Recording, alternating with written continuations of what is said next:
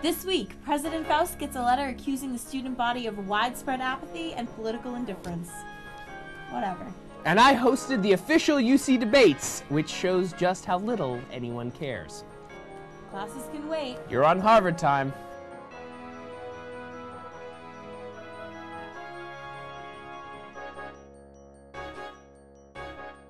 Welcome to On Harvard Time. I'm Derek Flansreich. And I'm Christina Giordano. We start with the big news this week. Matthew Sundquist was elected president of the Undergraduate Council. We'd like to extend a special thanks to Frances Martell, who wore our t-shirt in all her campaign photos on Facebook. Needless to say, all of us here at OHT are really disappointed she only got 17 votes. We'll have further updates on the UC next week. In national news, the TV writers' strike continues with no end in sight. Anxious to blunt the projected billion-dollar losses, networks are planning to turn to reality TV shows and... But don't worry, local viewers, On Harvard Time would never do that to you. I really wish Derek would stop interrupting me like that. He can just be, like, so mean sometimes, like, with the spatula incident. Somebody misogynist! You ever try to quit meth cold turkey? Don't you dare judge me. Unfortunately, OHT has been having some labor troubles of its own. We shall overcome. See, Derek, it's not so simple. Always trying to one-up me. I guess it's just her way of getting back at me for not having sex with her. He wishes. But we're here to announce that we'll never yield. No matter how long our writers strike, we are not going to fill the studio water cooler with Goldschlager. Their coercive tactics will get them nowhere. Yeah, tough talk on coercive tactics from Mr. Roofy McStatutory. She said she was 15! What do I care what Christina thinks? It's been years she's been mouth-to-mouth with anything but the bottle. You ass!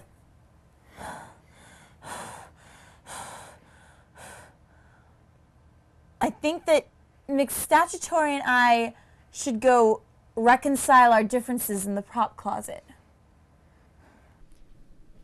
What? I said we were going to reconcile our differences.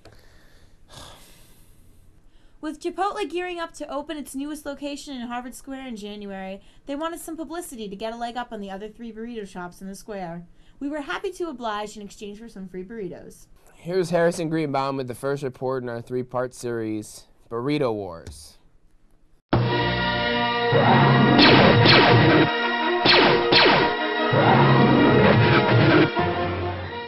Hey, this is Harrison Greenbaum. I'm outside of the Chipotle Mexican Grill here in Medford, and we're going to examine exactly what happens in the Chipotle in making their burritos and their guacamole so we know what to expect when it comes to Harvard Square.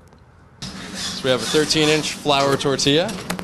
Cool. It does contain wheat for anyone allergic to gluten. Is that actually 13 inches? You know what? I hear us guys have a tendency to exaggerate. It's not the size of the tortilla, but how you use it. Cleanliness is next to godliness, which is next to Chipotle. Which is. So maybe You don't want to go with some pinto? I mean, we had pinto over here. I mean, I did black. we did black, and once you go black, you never go back. This is why we're sticking with black. What's the regular blow moment? Yeah, that. No, wait, why do you like working at? But the roller. You're the on everything that you want? I'm sorry? He's got burrito on his face. Take the Japanese greens.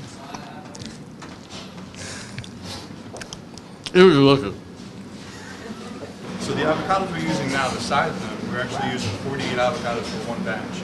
That means that'll make 3 equal pans of guacamole. That is good. And what is that? What is that machine? Which one? This guy, Sneaky Pete. Sneaky Pete. He likes guacamole, I can see. We won't have any trouble with the tasting later. Nope. Just peeling, just scooping the avocado. Alright, so Roberto's going to demonstrate a couple mashes for you, and you get to take it over from there. You get to make your own half batch of guacamole. Cool. Alright, so like I said, we'll just lightly mash it a little bit because we're going to do some mixing later. Huh? Yeah. Alright. So from there, I know we're having fun with the guacamole, it's always a good time. There we go. Drum roll, please. Here we go. Ready? That is good. That is, and another taste. I'm good. I don't get the cilantro. I gotta try. I want to get the cilantro. One more. There's nothing one. left. Just like one more. Going to town here. Yeah, I got it. So that's the secret behind the guacamole and the burritos here at Chipotle. I'll see you guys later.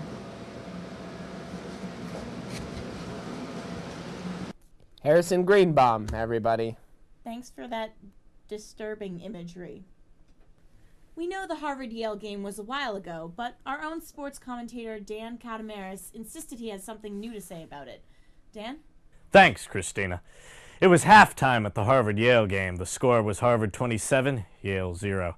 Then a brazen Yale student ran on the field and stole the crimson flag. This symbolic gesture had the potential to be the game-changing moment the Bulldogs were looking for. But luckily the Yalie was tackled and he got the shit beat out of him before he could even take 5 steps. Tackled by who? The football team? Not quite so intimidating. The security guards? Not quite so incompetent. Students? Not quite so hammered. Then who? Cheerleaders. Cheerleaders. Cheerleaders, Christina. I mean, this is huge. Yale has never been so publicly humiliated in their history. Well, yeah, I mean, they lost 37-6. Yeah, but that's beside the point. The point is, no matter what the score was, we won. Because that kid will never get a girlfriend in his life. Do we have a picture of that? Can we get a picture up, Luis? You see that? That's embarrassing. Dan, I really think you're giving this guy too much crap. We should be talking about the game. The game is trivial, Christina!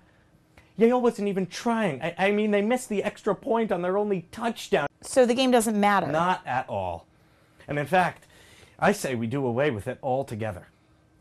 And replace it with what? Cheerleading gladiatorial combat.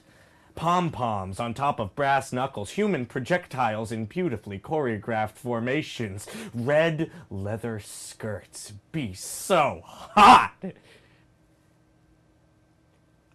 Anywho, all in all, the scoreboard may have read 37-6, but it couldn't quantify how important the cheerleaders' contribution had been. After all, it takes a lot of little lights to spell a bazillion. Christina? Thanks, Dan. That's all for this week's show. We'll have a new one next Sunday, the 16th. Stop hiding my spatulas! Stop hiding my spatulas! Stop hiding my spatulas! Stop hiding my spatulas! Stop hiding my spatulas! Stop hiding them! Stop hiding my spatulas!